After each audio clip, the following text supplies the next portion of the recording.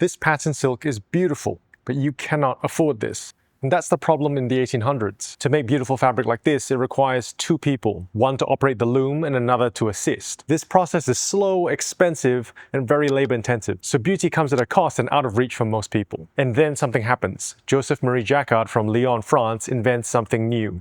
A new type of machine. This machine uses punch cards, and that controls the movement of the warp and weft threads automatically. So this is a box shuttle loom from 1925, almost 100 years after the Jacquard technology was invented. And it starts like this. The designer uses graph paper and draws out the design. It's sort of a binary code. The series of punch cards are then fed into the machine, then the pattern emerges again. And now it's on these cards, the information can now be repeated identically. Multiple machines can be going at once. They can also be sent across the world and executed by anyone. In fact, this portrait of Jacquard is actually woven from fabric, made from the Jacquard technique. The fact that there are multiple portraits, all identical in museums all around the world, is testament to the brilliance of this invention. The Jacquard machine completely changes the economics of weaving fabric. The manufacturers, the owners of the machine, gain consistency and volume. Consumers suddenly gain access to a cloth that was at one time very expensive and now rapidly available everywhere. But for many silk workers in Lyon, the story changes quite rapidly too. A machine has suddenly arrived and removed their place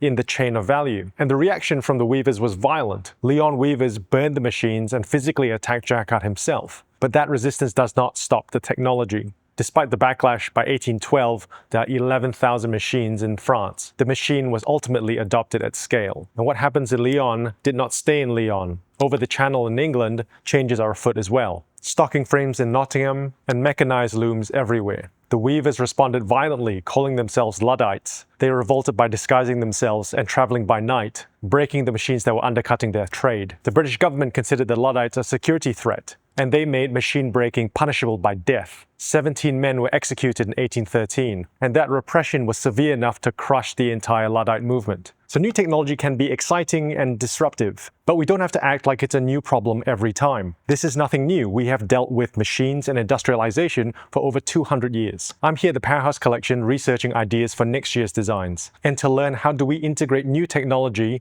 into craftsmanship. Firstly, it's important to know what the technology actually is. Jacquard didn't invent centuries of weaving. He didn't invent the design and production of beautiful patterns, just a significant step to automate and scale. Then it is equally important for us to identify who wins ultimately, the owners of the machines, and we have to consider if they pay a fair price for the cost of transition.